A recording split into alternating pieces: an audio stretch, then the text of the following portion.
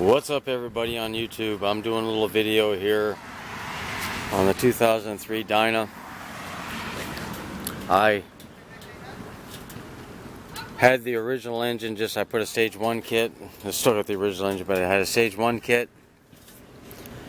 And I put the V&H Big Radius on it. I always like the sound of them. And they seem to work really good with just the stage 1. They had the air cleaner, jetted up the carburetor, better pipes. Everything else was stock. Then I got to really thinking about it and realizing, these cam change shoes are it's just a matter of time before they grenade. The engine had very low miles on it, but I had it on my agenda. That was something I was going to do.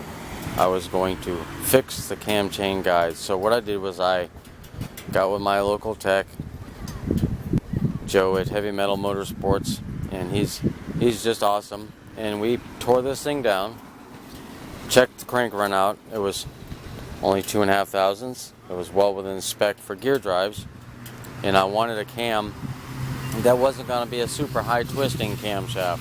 I'm not all about high RPMs, so I went ahead with the 509, the S&S 509 gear drive cam set. Came with the backing plate, the oil pump, the adjustable push rods, the lifters, everything I needed to be fresh and new in this. So where this took me is, now I have pipes on here that are more of a higher RPM range, and I have a cam set that is more of a low mid 20 idle 2000 RPM to 4500 RPM is the pulling range on this. And I know I could have got more out of it than was given me, so what I decided to do, I thought a lot about getting 2-in-1 pipes. I looked at the Bassanis, the V&H, the S&S, the D&Ds, Thunders, the Two Brothers, all that. I researched like crazy, but I got to talking with the guys at DK Customs. I've got several things from them. I got the 606 backing plate on both mine and my wife's bike. It's got the external breather system I've got installed on it, and I had a tank lift at one time. Just little things that they make I really like, and so they make something called Thunder Torque inserts. Well, I figured I'd try the baffles in with these pipes with the 118s, and it ran fine, it accelerated fine, but not a change. I didn't see a change. It was really, nothing happened. So I got with them and decided would take out the baffles and put the 158s in. And I just come back from the test ride, and I put it down. I had it in first gear. I didn't accelerate stupid. I got it all warmed up. Then I felt each gear. It felt really good. It didn't feel, it's not a race bike. It's an 88 cubic inch. The setup, the way it's set up, is about 78 horsepower and about 95, 96 foot-pounds of torque. That's fine for me. I just want a good running bike. I don't need a race bike anymore. I've had many of those, and I know what that entails, and it's not my lifestyle. So anyway, I took it to fourth gear. I'm cruising along. I slowed it down, probably 15 miles an hour, 20 miles an hour at the most in fourth gear. And I cranked the throttle back. And when I did that, it didn't bog, it didn't miss, it didn't sputter. It immediately started to do what it was supposed to do. And it was like almost instantaneously after it started to accelerate, it started really, you could feel the torque, the increase. The 158s with the baffles out did make a noticeable difference. And so I took it probably to 65 miles an hour. And then I just let off the throttle, like let it snap back. And so it's gearing down on its own, really high RPMs gearing down. But there was not a bit of decel pop.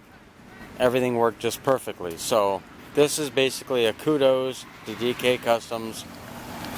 What we were after worked out. Their suggestion was great. I want to say hats off to them. I appreciate it. And let's go ahead and fire this up and let everybody hear how it sounds with this in here. It's a little bit louder, a little bit deeper sound. I like it.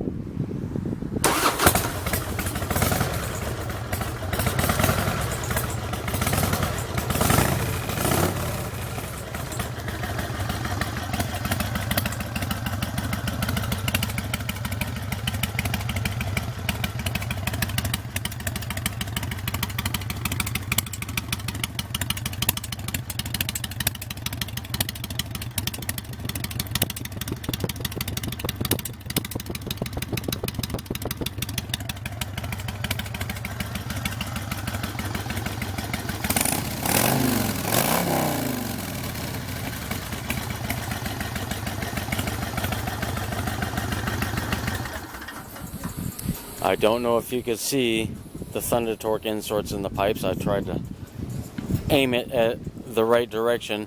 And I will just say one thing though, these Big Radius, the heat shields on the back, it was quite an event. They didn't want to fit at all really because the bolt's sticking out.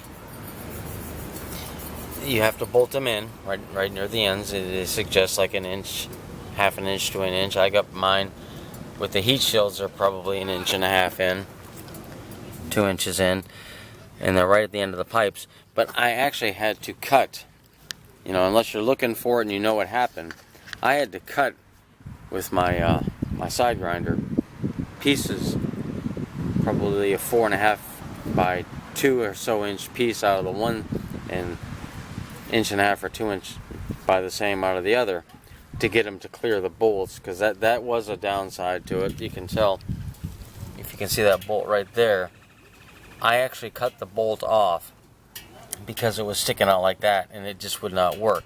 So unless you're looking for it, you're not going to see it. They look fine, and you heard they sound fine, and I'm happy. The guys did great, good suggestion. And I mean, who knows what the future holds, but for now I'm pretty darn happy, and I just saved $1,000 on pipes, and just doing what I want. So there you have it, 2003 Dyna.